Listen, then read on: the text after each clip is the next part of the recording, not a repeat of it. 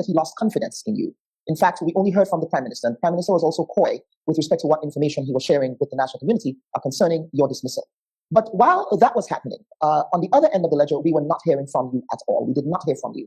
Why did you make a decision to not speak to the national community with respect to why you were dismissed? At the end of the day, Mr. LaCrette, you served at the pleasure of the people of Grenada. And one would imagine that as a servant of the people, you would also be required to account to the people of Grenada. So why was there no accounting on your part? Well, truthfully, at the particular point in time that the announcement was made, there was a social media frenzy that was taking place. And thereafter, the announcement was made as it relates to my exit from the cabinet of Grenada. You had some vilifying taking place on print media, various social media platforms. And from a prudent perspective, I did not think that it was prudent at the particular point in time to come out and to speak to what happened or what did not happen at that particular time. I decided to hold my peace and to let the dust settle. I was not going to, at that time, banter with political party supporters on social media about what is and what is not, especially when you were not told why it is that you're being fired, and then you're hearing varying narratives across the political spectrum about your firing. So with all that confusion taking place, I decided to recline and to do some deep reflection and some deep concentration as it relates to where I have been placed because of the announcement, politically and personally, and sooner rather than later, I will definitely speak to the Grenadian people because I am aware of the fact that they are the ones that are responsible for the party being in governance and leadership of the country at the particular point in time when we came in June of 2022. Now, in that press conference, when the Prime Minister announced your dismissal, he articulated that he lost confidence in you. But you say now that the Prime Minister did not give you a specific set of justifications as to why he lost confidence in you. But I'm sure there were conversations leading up to that moment, perhaps that you can speak to. Not that I remember at all. In fact, I walked into the cabinet on the 31st of July, 2024. And if my memory serves me correctly, cabinet started at 10 o'clock that morning. And the Prime Minister, as per usual, walked out of his office and greeted the cabinet of ministers. And we reciprocated with a good morning and sat. And he informed that the cabinet meeting this morning is about Minister LaCrette. And that as of 8 o'clock, the very same morning, he instructed the Governor General to revoke both my senatorial and ministerial appointments, and that I may now leave the cabinet. Before he began his discourse, he did mention that it was with a heavy heart that he had to make that announcement this morning before my cabinet colleagues and also members of the National Executive Council of the party that were present online. Virtually. Yes, I picked up my laptop. I placed it inside my bag while I was thanking him for the opportunity to serve in the cabinet of Grenada and also in the parliament of Grenada. And I also thanked my former colleagues for the opportunity to be able to serve with them. That it was a wonderful 2-year journey that I will not trade for anything, serving at the policy level of the nation. And I wished the administration as well as the political organization well, and I exited the cabinet with a smile on my face. Okay. Were you escorted by security forces at the ministerial cabinet? Size of the ministerial cabinet? Security officers. Security officers. Security. I said security places. You're making it sound like a drug raid, you know.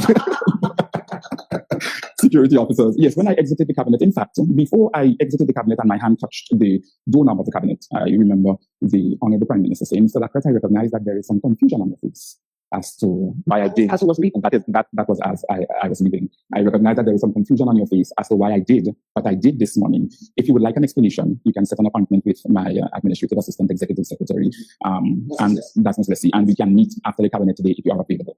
I said to him, thank you very much, Prime Minister, for the accommodation. And when I exited the cabinet, I recognized that 2 officers were sitting outside of the cabinet. Actually, they were sitting on the couch. I greeted them, and while I walked out of the second door and headed towards the elevator, I recognized that the elevator went down to the first floor, and I decided I was not going to wait. So while standing in front of the elevator, they came on either side of me, one on the left, one on the right, and I motioned to them to ask them if everything is okay. And they said, oh, yes, Minister, all is well. We were just instructed to escort you. Well, yes, we were just instructed to escort you down to your office. And I said, okay, no problem. And they escorted me down to the 3rd floor. I went into my office. I was not allowed to touch anything that was government owned. I was only allowed to take that which belonged to me, which I did. I was asked to hand over the government phone immediately. And I motioned to the National Security Advisor that I have some contacts on the phone that I would like to transfer. If I'm exiting office, I would like to keep these contacts because they're important. He gave me the opportunity to do so. And took back the phone. I exited and they escorted me down to the 1st floor. And Officer Cowan took me to my vehicle and ensured that I left the compound driving off. I did message the Prime Minister when I got into my vehicle after I drove off to request a time that is best suited for him so that we can have the meeting the afternoon once he's available, because I was expressing my availability at the time. But between the time, because cabinet started at 10, so between 10:15 and around 2:30, I recognized that the Prime Minister's office had put out a release that they were going to have a press conference on Thursday, the 1st of July, the day after the firing. And part of the dialogue of that press conference was to inform the nation as to why I had to exit the cabinet of Grenada. And I felt that if you were going to explain to the nation why and not give me an explanation, it's sort of like putting the cart before the horse.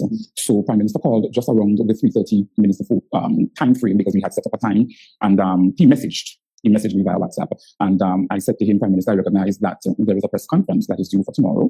And part of the press conference is to speak about to inform the nation as it relates to why I had to exit the cabinet of Grenada, or you had to fire me.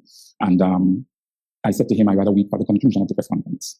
Yes, I believe it was my right to do so at that particular point in time. And then he said to me, no, he really wants to be able to speak before the press conference.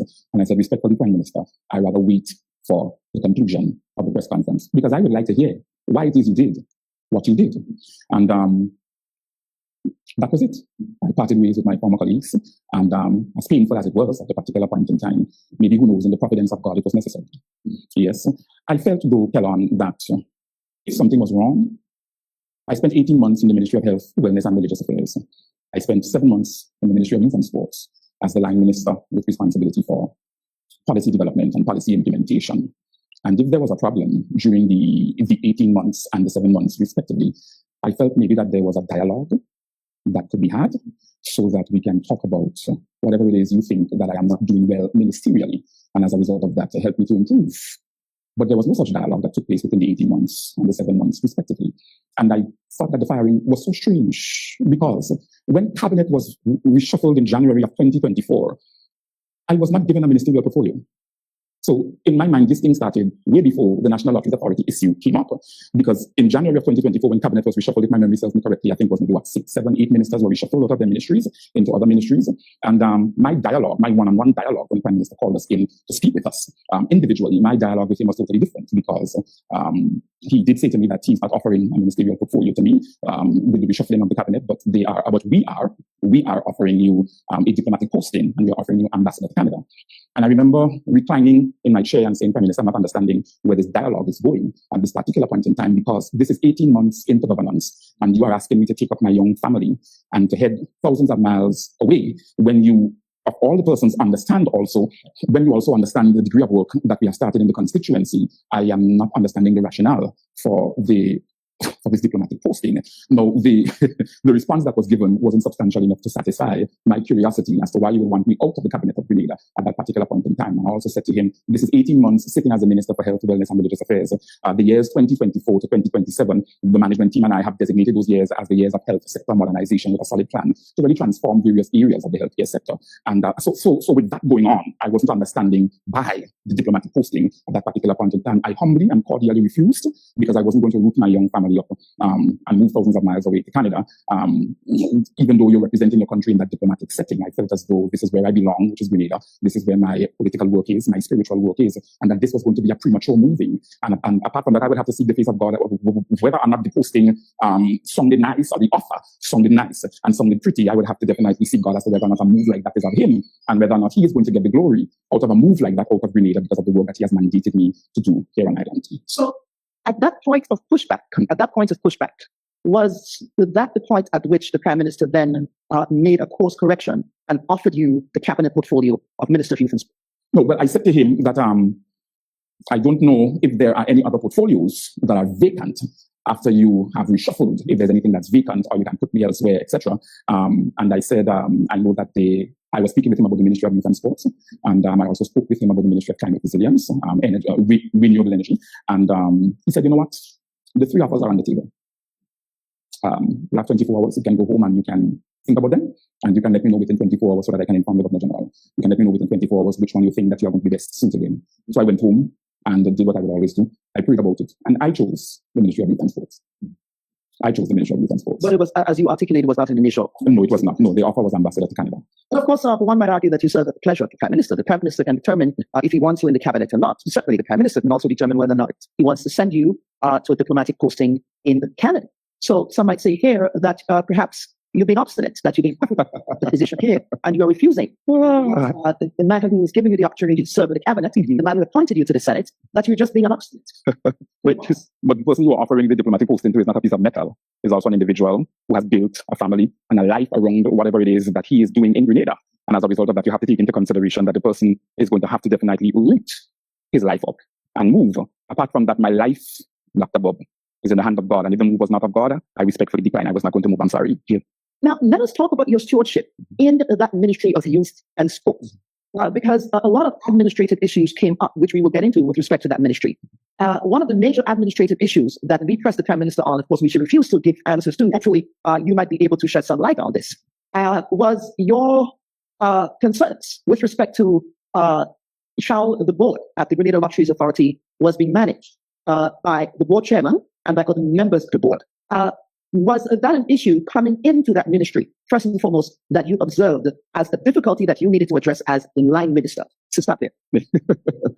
I came into the Ministry of Youth and Sports January of 2024. Yes. I immediately back to work, and I must pass it at this particular juncture that as a career public servant, coming into the politics, I settled down almost immediately into the two ministries that I was privileged to lead as the policy lead at that particular point in time. Of course, you have to get accustomed to the nuances of the ministry or the sector and the do's and don'ts of the sector, etc., the technical operational aspects of the sectors. But from an administrative and managerial perspective, I settled down, and from a leadership perspective, I settled down pretty quickly and pretty well in those two ministries. Let me be honest with you. I believe that myself and the permanent secretary at the time were very late to the Tea Party, extremely late. I remember meeting one of the workers of the National Lotteries Authority in the supermarket, and they said to me, Minister, you and PS plan to have a meeting with us anytime soon? And we said, yes, it's on the list. We're just trying to get our ducks in a row and ensure that we meet with all stakeholders in a very orderly and timely fashion, but National Lottery Authority is on the list.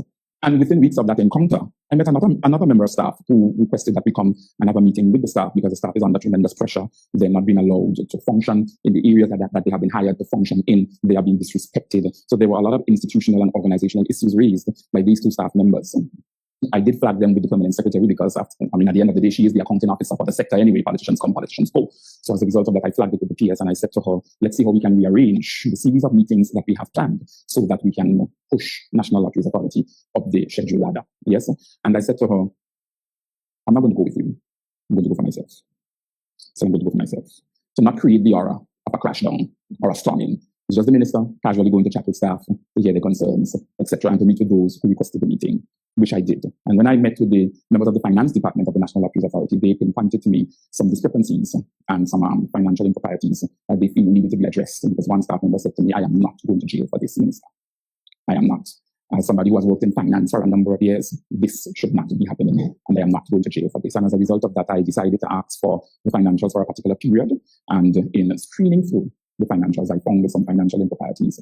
And I went straight to the permanent secretary and I said, PS, we need to deal with this in a very systematic and a very diplomatic manner. And we agreed that it must be brought before the body who constituted the board of directors in the first place, which is the Cabinet of Grenada. So that took place on the 31st of May. That was a Friday. And I went to the Cabinet on Monday, June 3rd, with all the information that I had. And I laid it before them as it relates to what are we going to do about this particular situation. Can you articulate or can you shed some light? I'm not too sure how much you can share. You were just saying here that there were financial improprieties. What were some examples of those financial improprieties that the accounting team, the financial team with the Lotteries Authority showed? There were large sums of money being paid to a particular organization. And that particular organization was receiving those sums of money for the patron to investigate the matter. Him and the learned Attorney General. And he insisted. I trusted that the Prime Minister was going to investigate the matter and get back to me with feedback as it relates to their findings. But that did not happen. And weeks passed, and I remember sending 2 very cordial emails to the Prime Minister, just reminding him that we said that we were going to have a sit-down meeting with the Board of Directors of the National Lotteries Authority to ascertain whether or not they are in the know as to what is happening as it relates to my findings. And the questions that I have re the building out of these skills training centers. I am still waiting for a response from these 2 emails. Beryl came first week of July, and that was indeed an opportunity to forget that something was happening at the National Lotteries Authority that needed to be addressed. Yes? And I allowed them the space to be able to take care of Carriacou and Petit Martinique, and also to look after our residence in St. Patrick as well as St. Andrew. And around the third week of July, I did motion to the Prime Minister after a cabinet meeting that I would like to just have a brief chat with him, and he obliged. And we spoke, and I said, Prime Minister, is there going to be a time? I know that, we've gone to carry a coup, we've done assessments, etc. And we're now in the recovery and resilience stage in terms of putting preparations in place for recovery and resilience of Carriacou. Is there a time that we are going to be able to address the issue that I raised re the National Lotteries Authority? I do not know if the Honourable Prime Minister felt that I was prying too much, or maybe he felt that this guy is not letting up on this thing. I can't say. Yes, all I know is I walked into the cabinet on the 31st of July, my appointments were revoked, and I was relieved of my duties. I left with my dignity, and I left with my head held high.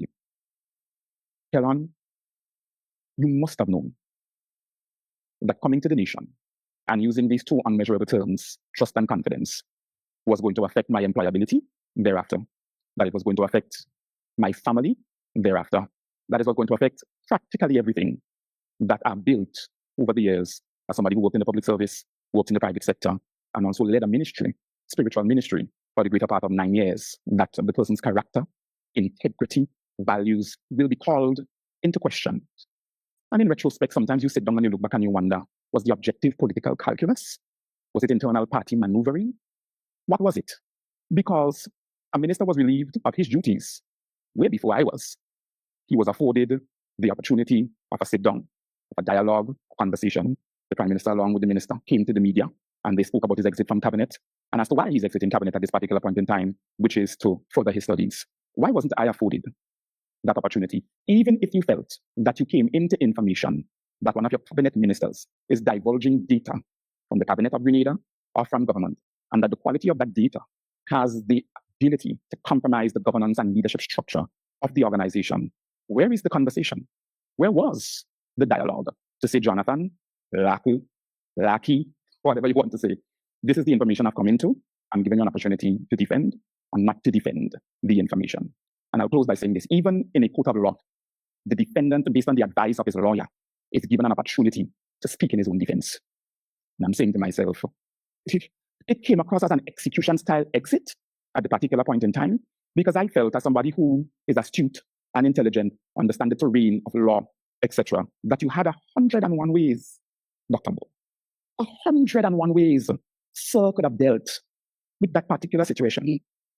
Revoked my ministerial appointment and left me as a senator, and you could have placed me anywhere in the public sector to continue my service to the people of Grenada, Carriacou and Petit Martinique with the senatorial title and still working in the Senate of Grenada. You could have placed me on a board or two so that I do not lose the financial package that I was receiving at the time. You know that I have a mortgage. You know that I have vehicular payments at the end of the month and other financial facilities with financial organizations. And I sat for the past 11 months trying to decipher in my mind, because my wife was 5.5, 6 months pregnant at the time of my firing, and she had to be hospitalized because her pressure went to the roof. And I almost lost both of them. But the spiritual attack did not kill us. It did not wipe us out. We maintained our faith in God and our resilience as we stood upon his word, trying to understand what strange thing has come upon us. I am still trying to decipher in my mind up to today. It's water under the bridge. And just to be clear, listen to me, I love those guys. And I made that quite clear when I was exiting the cabinet in July of 2024, because it was indeed a pleasure to serve with all of them. And there's no remorse, there's no bitterness, there's no hatred. This is just me reliving and retelling the story from a better place after almost a year. Yeah, I did wish them all the best in their governance, both party and government, and I mean it from the bottom of my heart. I wish them all the best. I love them. It was a pleasure serving and working with them, but I've moved on because we have parted ways. But when you reflect, you try to ascertain as to why something like this would happen that felt so inhumane and that felt so diabolic. Because to me, if you had any shred of humanity, for human dignity, you would try to see to the best of your ability, even as a leader, how you can cushion the financial effects of this person who was receiving a salary at this level and is now going home to a wife who's a teacher and have to be able to use her salary with 2 children and a baby on the way. So it's and that's why I said to you initially that for a couple of months, I had to find myself in a space where I needed to pull away from the crowd, not be battling and bantering on social media. That's not my MO. It's not my modus operandi, because I had a family to think about. And to add insult to injury and to go out on social media and to say things and to spew vile and to be bitter about it, that was just not going to do good for the Grenadian public. One, it was not going to do good for our politics. Two, and as a result of that, there is a generation that's watching. And I was not going to allow my standard to be lowered to that level where I am on social media bickering and bantering and spewing vile and hate, etc., it's not my modus operandi, and it would not be Christ-like and Christian of me to do so because my Christianity would be called into question. Well, it was anyway because I was a snitch and a traitor. Yes, and but it is what it is. It's almost a year. And being the leader of the political party of the PNP, as I said to you, I feel as though that I am not finished with my spiritual as well as political service to the nation. I see that the party is working feverishly to ensure that they go into the next general election as a political powerhouse, etc. And I still want to wish them all the best. All of the ministers of cabinet, both MPs as well as senators. But you can imagine, Kellan, what the last 11 months have been.